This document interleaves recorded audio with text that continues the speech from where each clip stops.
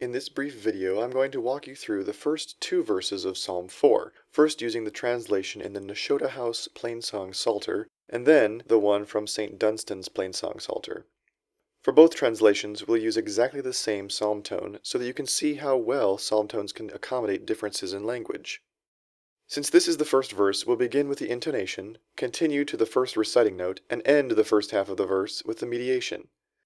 In this particular instance, we'll use what's called an abrupt mediation, which means that we'll actually end the first half more abruptly by not using all the notes in the mediation. This happens sometimes when the first half of the verse ends on a stressed syllable, as this one does, on the word cause. Answer me when I call, O God, defender of my cause. You set me free when I am hard pressed. Have mercy on me and hear my prayer.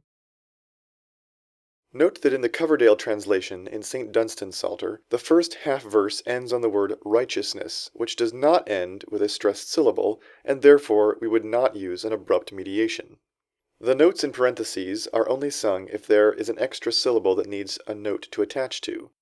So, for example, on the word righteousness, we need a stress pattern of strong, weak, weak, so we need the extra note. However, in the case of the termination, the words to my prayer suggest a stress pattern of weak, weak, strong, weak, so we skip over the parenthetical note because we don't need it. Now I know this seems like a lot to keep track of at first, but just like driving a car, with some practice you'll start to intuit these things.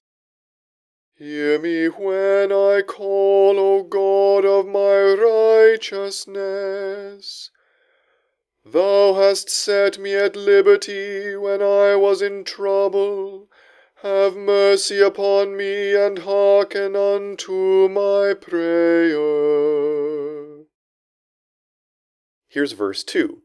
Remember that we skip the intonation once we're past the first verse. You mortals, how long will you dishonor my glory? How long will you worship dumb idols and run after false gods? O ye sons of men, how long will ye blaspheme mine honor, and have such pleasure in vanity, and seek after falsehood?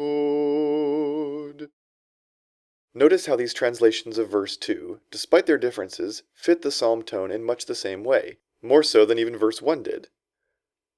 While the variation from verse to verse might at first seem difficult, the underlying idea is to keep the melody consistent and familiar enough that you can focus on the text, but flexible enough that it neither gets boring nor works at odds with the beautiful declamation of the text.